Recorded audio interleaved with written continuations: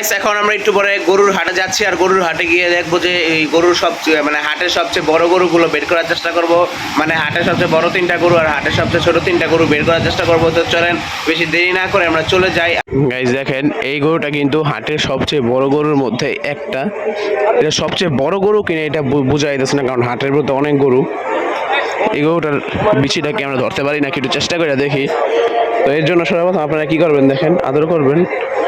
ব্যাপারে কিন্তু দেখা যাচ্ছে এই জন্য করা যাচ্ছে, আদর করতে করতে আস্তে আস্তে একটা ভিতর দিকে নেবেন, নিতে নিতে নিতে আর নিলাম না। এটাও কিন্তু হাটের মধ্যে একটা অনেক বড় গরু। তো আরো অনেকগুলা বড় গরু আছে আপনাদের দেখাই। দেখতে পাচ্ছেন যে গরুটা বসে আছে এই গরুটাও কিন্তু অনেক বড়। আর এখানে তো একটা হাতি আছে, এই দেখেন এই গরুটার সাইজটা একবার দেখেন।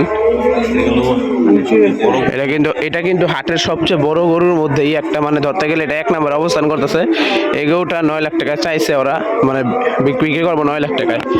গাইস এটা হাটের সবচেয়ে ছোট গরুর মধ্যে 3 নম্বর অবস্থান করতেছে, মানে দেখেন এটার সাইজটা কতটা ছোট।